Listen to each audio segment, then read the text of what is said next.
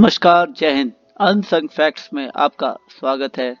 आइए चलते हैं अफ्रीका के प्राकृतिक मैप को देखते हैं और प्राकृतिक तरीके से मैप को अफ्रीका को जानते हैं कि अफ्रीका के अंदर क्या है। इससे पहले अगर आपको अफ्रीका के बाहरी बाहरी तटीय देशों के बारे में जानना है तो हमने इससे पहले वीडियो डाला हुआ है, उसे आप देख के समझ सकते हैं उसे।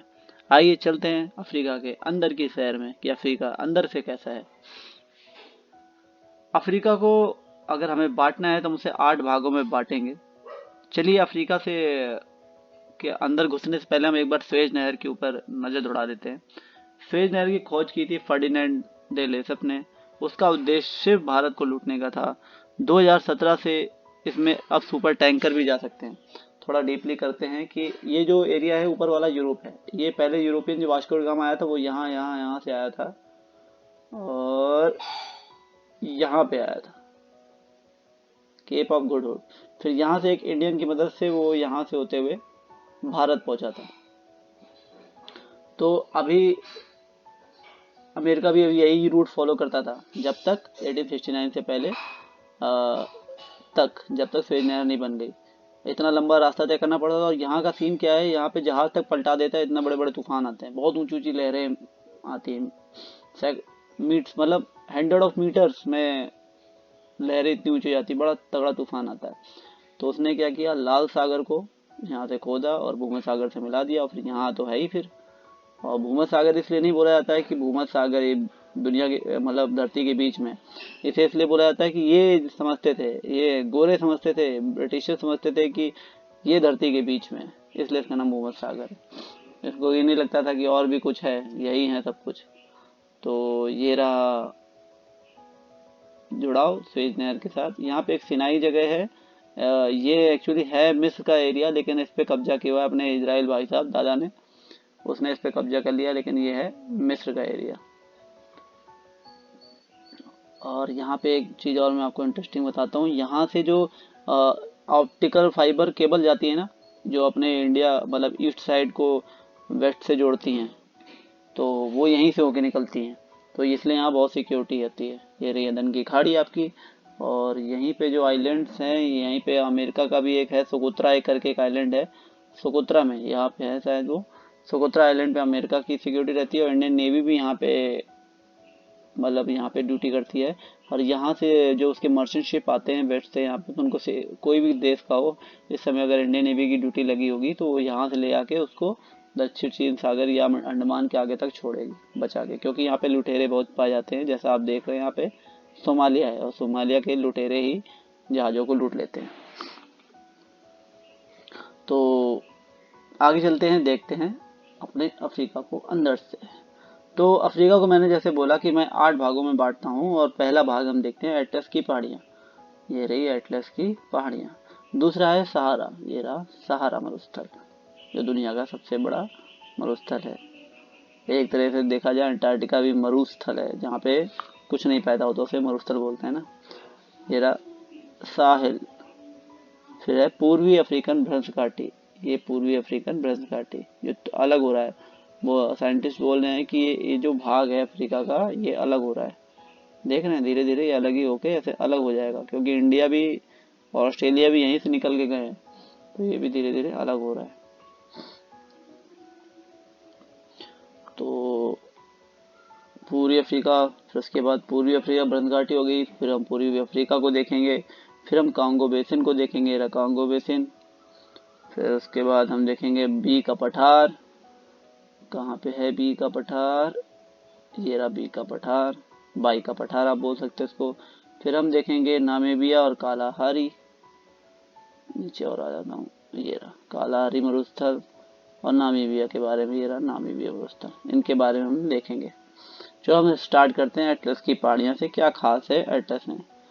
एटलस की पहाड़ियाँ जैसे हिमालय की पहाड़ियाँ हैं वैसे ही हैं। इसको 5 भागों में बांटा हुआ है। Tell Atlas, Anti Atlas, Middle Atlas, Saharan Atlas और हाई एटलस। सहारन एटलस जो है वो सबसे दक्षिणी भाग है, जो सहारन के सहारा मरुस्थल के पास लगता है। और जो हाई एटलस है, जो उच्च एटलस है, जो इधर ये मध्य एटलस, ये रहा जो उच्च एटलस है, एंटी एटलस ये रहा उच्च एटलस। इसमें ऊपर बर्फ जमी रहती है, हमेशा बर्फ से ढका रहता है। लेकिन जो दक्षिणी भाग है जो सहारा के पास है तो वो ऑब्वियसली गर्म होगा। उस साइड उसके भले ही हो, लेकिन जिस साइड सहारा है वो सबसे दक्षिणी भाग है उसका। फिर देखते हैं मोरक्को को निर्धारित करती है नवीन परवलित पर्वत श्रेणी है एटलस, जैव विविधता भी है। यहाँ का जो मरकेज शहर है, मरकेज शहर कहाँ, मोरक्को में था, वो भी इसी के पास। मोरक्को शहर का रंग लाल है, रेड सिटी क्या है इसकी खासियत आप देख लीजिए। इसके साथ आसपास जो शहर आते हैं, मरकेज शहर जो मोरक्को, उसको फैशन सिटी भी बोलते हैं, फैशन सेंटर है। दो तरह के हैं, एक पारंपरिक है और दूसरा आधुनिक मरकेज है। मरकेज दो तरह के, एक पारंपरिक है और एक आधुनिक मरकेज। यहाँ पे क्या हुआ था, यहाँ पे मतलब फ्रेंच आधिपत्य ज्यादा रहा इस शहर पे, मरकेज पे, तो इस वजह से थोड़ा मॉडर्न सा हो गया है। कारवा नगर है यहीं पे, मतलब इसी एटलस की पहाड़ियों की बात बता रहा हूँ मैं। एटलस के क्षेत्र में कारवा नगर है। कारवा नगर क्या होता है, सराय होती है, मतलब जब ये लोग जो बड़े बड़े पुराने टाइम पे जब ये लोग यात्रा करते थे ना, बीच बीच में जगह तो चाहिए होती थी ना रुकने के लिए, तो सराय होती थी, तो सराय इसलिए से कारवा नगर भी बोलते हैं मरिकेश को। जिन रास्तों से होकर ये सहारा को पार करते थे उसे गासी कहते हैं। मतलब पुराने टाइम पे जो सहारा को पार करते थे लोग, बड़े बड़े ऊंट लेके, और धूल लगती थी इसलिए उन्होंने बुर्का पहनना शुरू किया। देखना आप अरब में लोग वाइट में भी आगे मुंह पे कपड़ा लगाते हैं और ऊपर उस कपड़े को बांधते हैं, उसको पीछे पलटा के रखते हैं, जब धूल चढ़े तो उसको आगे कर लें। ये उनका ट्रेडिशन था, उसको धर्म से जोड़ के देखने की जरूरत नहीं थी, तो ऐसा रखते हैं। जिन रास्तों के सहारा को पार करते थे उसे गासी कहते हैं, गासी। सहारा में चट्टा अब हम सहारा की तरफ बढ़ते हैं। सहारा में चट्टानी भाग है, उसे हम्मादा कहते हैं। सहारा में दो पहाड़ियां हैं, अहेगा और तिबस्ती। सहारा में तिबस्ती ये रहा आपका, ठीक है। तो ये जो पहाड़ी भाग है सहारा में, तो ये यहाँ के लोग जो होते हैं बहुत ज्यादा खूंखार होते हैं। अहेगा और तिबस्ती के जो लोग हैं सहारा के, बहुत ही ज्यादा खूंखार होंगे, बर्बर टाइप के लोग होते हैं। सहारा के बीच में ही नील नदी बहती है, नील नदी ये निकलती है आपकी। विक्टोरिया रिवर कहाँ है, ये रही विक्टोरिया, सॉरी झील, यहीं से नील नदी निकलती है। इधर से ऐसे होती है व्हाइट नील, इधर से ब्लू नील, फिर ऐसे ऐसे होती निकलती जाती है और कहाँ गिर जाती है, यहाँ गिर जाती है। नील नदी का मुहावरा भूमध्य सागर गिर जाती है, और ये क्या करती है, सहारा को नामीबियन मरुस्थल से भी अलग करती है। और क्या बताता हूँ मैं आपको, हाँ, सहारा के बीच में नील नदी बहती थी, मैंने दिखा दिया आपको। इसमें दो रेगिस्तान भी हैं, लीबिया और नूबिया। इसमें दो रेगिस्तान भी हैं, लीबिया और नूबिया। लीबिया का मरुस्थल आप ये देख ही रहे हैं। और उसके बाद सबसे गर्म स्थान है जो है अल्जीरिया, भी यही था 2 साल पहले तक। 58 डिग्री सेंटीग्रेड उसका जो टेम्परेचर नापा गया था। सहारा मरुस्थल में जो अल्जीरिया जगह है उसका टेम्परेचर नापा गया था 58 डिग्री सेंटीग्रेड, जो अब तक गर्म था। लेकिन अमेरिका ने बोला कि नहीं नहीं नहीं, हमारी एक जगह है वहां पे है सबसे गर्म स्थान। अमेरिका का कहना है उसकी जो मृत घाटी है, जब अमेरिका पढ़ाऊंगा उसमें दिखाऊंगा आपको, उसकी एक डेड वैली है, उसका टेम्परेचर बहुत ज्यादा है। तो वहां पे एक कहावत भी है कि जब डेड वैली वाली हवा चलती है तो उनकी जो घर की औरतें होती है वो पागल हो जाती है, तो आदमी बच के रहता है। तो एक कहावत भी है, मतलब आदमी की गर्दन छुरी पे होती है, ऐसे करके एक कहावत है। तो वो वहां की हवा ज्यादा गर्म है यहाँ से, ऐसा अमेरिका के रिसर्चर्स का कहना है डेड वैली की। मिस्र और सूडान दोनों देशों में कपास होता है नील नदी की वजह से। मिस्र है ना यहाँ पे, ये रहा मिस्र, और सूडान, दोनों में इसकी वजह से कपास होता है। दोनों ने दो बांध, सेन्नार और आसवन बांध भी बनाया हुआ है। देखिए यहाँ पे आसवन बांध, इसमें मिस्र ने बनाया हुआ है आसवन बांध, और सूडान में आप देखेंगे सूडान ने भी अपना बनाया हुआ है। उस बांध का नाम आप देख लो, सेन्नार बांध। सहारा के दक्षिण में अर्ध शुष्क साहिल है। अब हम चलते हैं सहारा के, पहले हम एटलस में थे, उसके दक्षिण में सहारा है, अब सहारा के दक्षिण में हम साहिल पे आ रहे हैं। साहिल अर्ध शुष्क भाग है, और इसकी जो चार झील है, ये चार झील इसके अंदर में आती है। ये क्या है, ये बीच में पानी कहाँ से आ गया, आप खुद सोचो। उसका मतलब ये पहले भाग समुद्र में था, समुद्री का अवशेष है वो सूख गया, इतना बचा। जनसंख्या की वृद्धि हुई तो पेड़ों, यहाँ पे इन लोगों ने क्या मूर्खतापूर्ण काम किया कि जनसंख्या की वृद्धि हुई, उन्होंने पेड़ों को काट दिया। फिर उसके बाद सहारा से रेत को लेके आया और वहां डाल दिया, तो अब क्या पेड़ उगेंगे। जनसंख्या दबाव में नया देश इथोपिया से हटकर इरिट्रिया बनाया गया। फिर उसके बाद क्या हुआ, जनसंख्या का दबाव ज्यादा हुआ तो जनसंख्या का नया देश इथियोपिया से इरिट्रिया बनाया गया।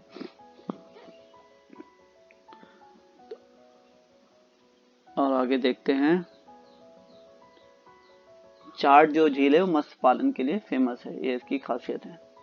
अब देखते हैं पूर्वी अफ्रीकी भ्रंश घाटी को, ये जो जिसके बारे में बात कर रहा था जो अलग हो रही है, ये यहाँ तक है, पूरे से कटती चली जा रही है। पूर्वी अफ्रीकी भ्रंश घाटी को देखते हैं, इसमें क्या क्या है। इसका विस्तार है जॉर्डन में सागर से मलावी तक, सबसे बड़ी भ्रंश घाटी है। पहली नमकीन झील अंटार्कटिक डोंगजुआंग, इसमें क्या है, दूसरी सबसे बड़ी नमकीन झील है वो यहीं पे है, असल झील यहीं पे है, जो सबसे बड़ी नमकीन झील है, दूसरी सबसे बड़ी नमकीन झील असल झील है वो इसी भ्रंश घाटी के क्षेत्र में पाई जाती है। तो हम देखते हैं मैप में असल झील कहाँ पे है, असल असल तुकाना, उसको आप अपने मैप में देख लेना, इसमें ब्लर हो रहा है तो मैं देख नहीं पा रहा हूँ। तो असल झील जो है, आप इतना अपने नॉलेज के रखिएगा, जो असल झील है वो दूसरी सबसे नमकीन झील है।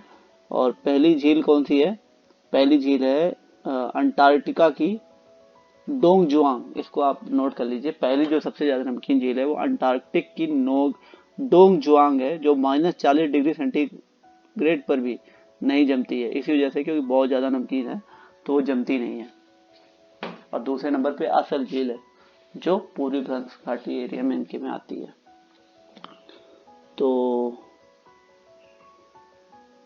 उसके और आगे देखते हैं, असल अफ्रीका का सबसे गहरा स्थान है ये भ्रंश घाटी। तंगानिका पूरी अफ्रीका की सबसे बड़ी झील है। तंगानिका जो झील है वो ये रही जो पूर्वी अफ्रीका की सबसे बड़ी झील है। और मलावी झील सबसे दक्षिण में है। मलावी झील कहाँ पे है, ये देखिए, ये रही आपकी मलावी झील, ये सबसे दक्षिण में। यहाँ पे इसकी फेमस बात क्या है कि यहाँ जुगनू के लिए बहुत प्रसिद्ध है। ये झीलें, यहाँ पे जुगनू बहुत ज्यादा होते हैं, इसलिए जुगनू की झील बहुत होता है।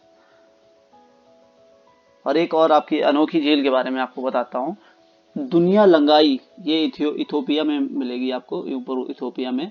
और एक मिलेगी आपको निरंगोगो, नोट कर लीजिए निरंगोगो, आपको ये तो यहाँ तंजानिया में मिल जाएगा, यहाँ पे निरंगोगो तंजानिया में। और दुनिया लंगाई करके जो है, दुनिया लंगाई ये इथियोपिया में मिल जाएगा। तो दुनिया लंगाई की खासियत क्या है कि सबसे ठंडा लावा है, लावा 80 से 90 डिग्री सेंटीग्रेड पे है। ये लावा झील है, पानी की झील नहीं है, लावा झील है। और जो लेकिन जो तंजानिया का है वो विश्व का दूसरा सबसे बड़ा लावा झील है, निरंगोगो तंजानिया में जो है।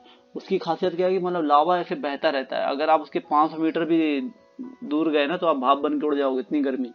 तो अभी क्या है, तंजानिया गवर्नमेंट में हेलीकॉप्टर से ऊपर से उसको रात के टाइम पे टूरिस्ट स्पॉट बना दिया, दिखाते हैं, बड़ा तगड़ा व्यू लगता है। तो आप देखते हैं माउंट किलिमंजारो के बारे में। ये सुप्त ज्वालामुखी पर्वत है, विश्व रेखा पे सबसे बड़े पर्वतों में से एक है। इसके ऊपर बर्फ जमी हुई है। और एक है माउंट केन्या, ठीक है, किलिमंजारो, ये रहा आपकी किलिमंजारो, और एक ये रहा आपका माउंट केन्या।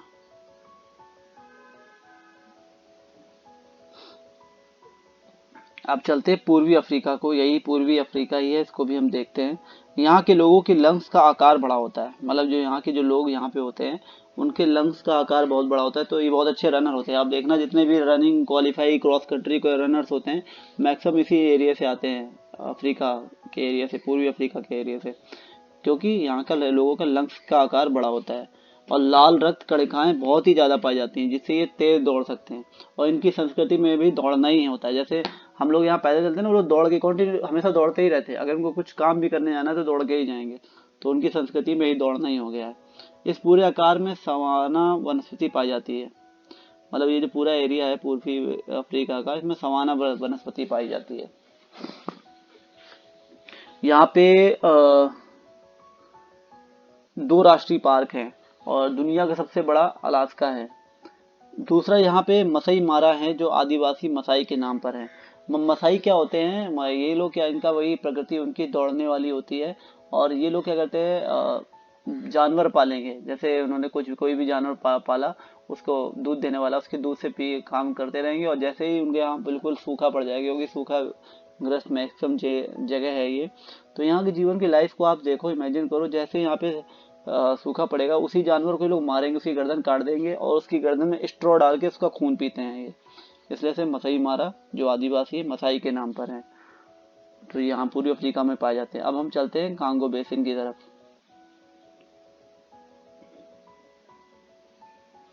कांगो बेसिन के बारे में हम बात करेंगे और देखेंगे कांगो नदी कहाँ है। अपनी कांगो नदी, ये कांगो, उसको जायर भी बोलते हैं, ये आके यहाँ गिरती है। तो कांगो नदी की सहायक नदियां हैं उबंगी, लुआ लुआ लोबा, जो विक्टोरिया झील से निकलती है, और कसाई, सॉरी हाँ कसाई, कसाई ये उसी में जाके मिलती है।